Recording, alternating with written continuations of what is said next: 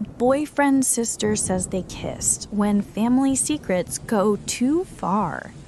This story is a shocking dive into uncomfortable family dynamics, betrayal, and the profound confusion that erupts when a casual night out reveals a secret so bizarre it shatters your sense of normal. The scene was set for a pleasant evening, meeting the boyfriend's sister. However, she was visibly impaired, whether by alcohol or something more. Our user wasn't sure. The conversation flowed easily until the focus shifted to the couple themselves. That's when the sister dropped the bomb completely out of the blue. She announced, "Did you know I was the first person he ever kissed? We used to practice kissing when we were teenagers." The user was completely stunned. The conversation immediately stalled. When they got home, the argument erupted. At first, the boyfriend vehemently denied it, claiming his sister was lying due to her altered state. But under pressure, he confessed, weakly trying to shut down the conversation by saying, "I can't change the past." This revelation went far beyond a simple moment of teen awkwardness. The user is reeling, completely disgusted and utterly indignant. She's so overwhelmed that she doesn't plan on seeing him anytime soon. She's ashamed to talk about this with any of her friends or family because the secret is so bizarre. The core of her anxiety is the terrifying question, who is to say they didn't continue that behavior or even go further? The entire situation feels bizarre and fundamentally wrong. What you encountered here is a complex, emotionally charged situation that taps into very real feelings of discomfort and disgust. While practicing kissing with a sibling might be framed by some as a weird, isolated, and forgotten instance of teenage exploration, the real issue here is the secrecy and the emotional fallout. First, the sister's decision to share this while intoxicated and in front of you suggests a profound lack of boundaries or potentially a malicious intent to cause drama and discomfort. Second, your boyfriend's initial lie and subsequent justification, "I can't change the past," is manipulative. It dismisses your completely valid feelings by framing your disgust as an attack on an unchangeable event. The real relationship-ending issue isn't what happened years ago. It's his lack of integrity now. Why was this the secret? Why did he lie when confronted? His actions show he was willing to prioritize managing the past's optics over sharing an honest truth with his partner. Your fear, who can guarantee they don't do this now, is a completely natural protective response when a partner reveals they have a significant, bizarre secret they were willing to lie about. Your instinct to take space and feel disgusted is a healthy signal that your core boundaries have been violated. The deep shame and disgust you feel are not irrational. They are the sound of your internal moral compass screaming that something fundamentally is wrong. When a partner shares a secret so bizarre and then lies about it, the contract of trust isn't just breached, it's shredded. Your boyfriend attempted to use the finality of the past as an excuse to avoid accountability in the present. But his greatest offense wasn't the kiss with his sister. It was his decision to lie, to hide, and to minimize your profound reaction. True intimacy relies on the honesty to share even the most uncomfortable truths. Take all the time you need. Never let embarrassment about a partner's strange behavior stop you from discussing it with a trusted confidant. The bizarreness of his past is his shame, not yours. Your job is to listen to the disgust that is guiding you away from a dishonest relationship. Can I kiss my friends?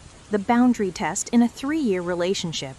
This story captures a common, complex struggle in modern relationships, navigating boundaries, managing insecurity, and defining what true fidelity means, especially when one partner is bisexual. It's about a 3-year relationship suddenly hitting a wall over a seemingly casual request that felt, to one partner, like a massive red flag. The user and his girlfriend have been together for 3 years. She's bisexual, and this fact has always been part of their relationship. She has a close, openly lesbian friend who is constantly around. They go out together, the friend comes over, and, as the user says, up until now, this was totally fine. However, a while ago, the girlfriend introduced a new dynamic. She casually approached him with the question, "Can I kiss my female friends?" The user's immediate, honest answer was no. He stated clearly that he was not comfortable with it. To him, the request itself felt like a transgression.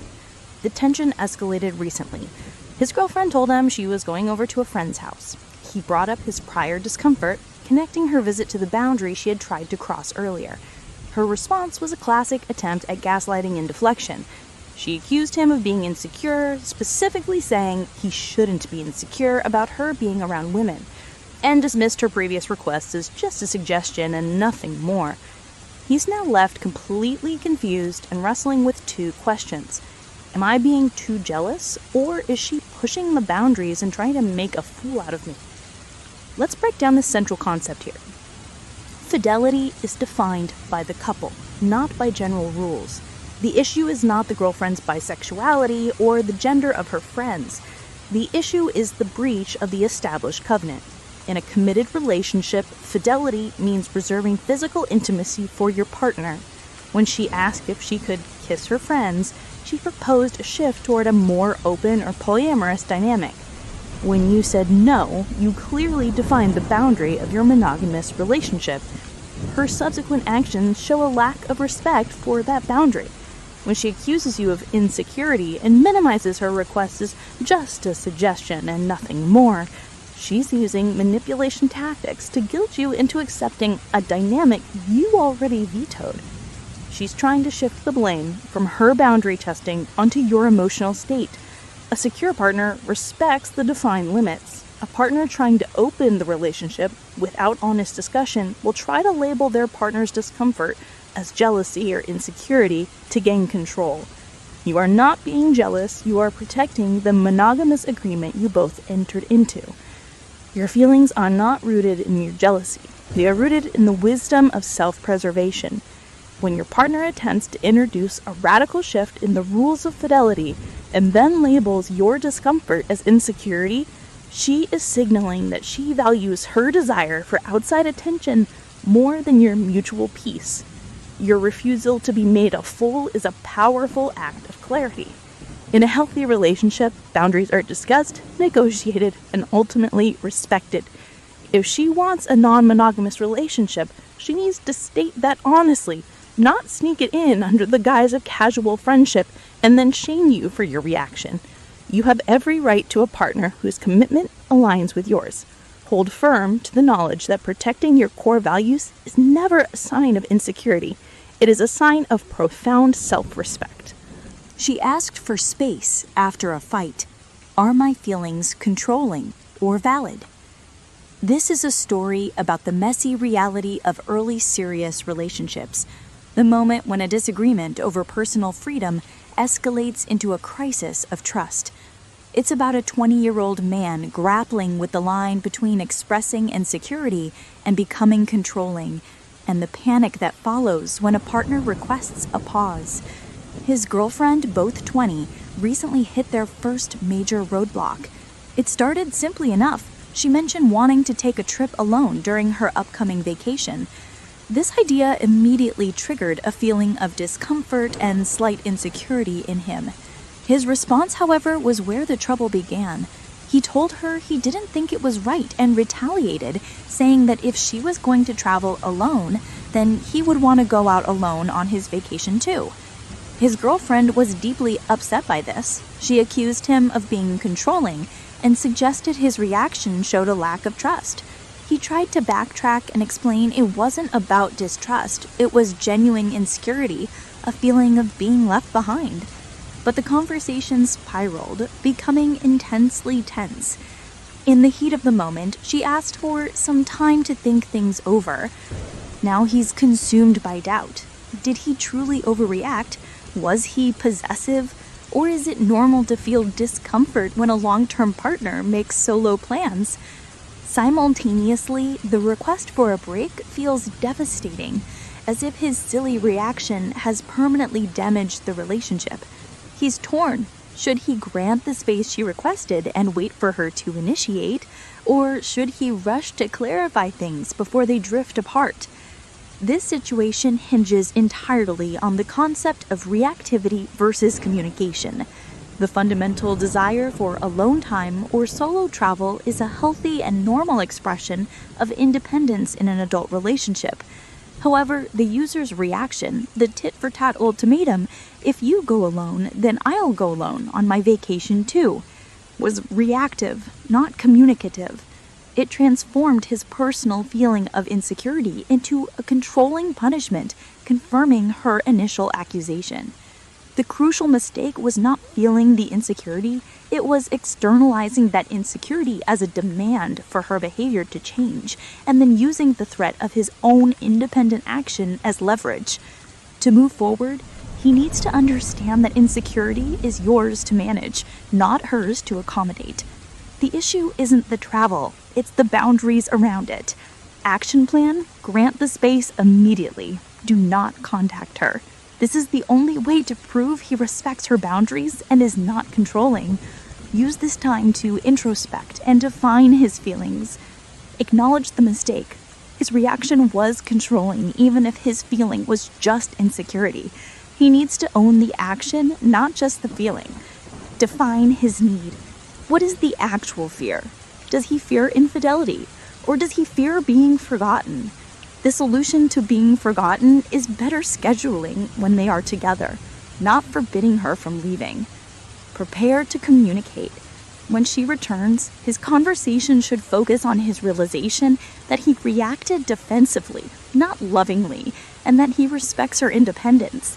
He needs to apologize for the ultimatum, not for the feeling of being lonely. The goal is to demonstrate that he can process difficult emotions without attempting to control her freedom. The shame you feel about her asking for space is a heavy burden, but do not mistake her request for time as a sentence. See it as a desperate plea to air. Every successful relationship must navigate the tension between interdependence and independence. You are right to acknowledge your feeling of being left out, but you externalize that fear as a punitive demand, which felt to her like a cage. Use this time of silence not for agonizing, but for profound self-reflection. The true test of love is not how tightly you can hold on to someone, but how bravely you can allow them their freedom while managing the difficult emotions that freedom evokes in you. The space you give her now is the strongest evidence you can offer that you are ready to be a secure partner, proving that you trust her more than you fear being alone. Why do we miss the chaos, the psychological pull of toxic relationships? This is one of the most profound and least understood questions that victims of abuse face after they finally escape. Why do healthy, peaceful relationships feel so boring?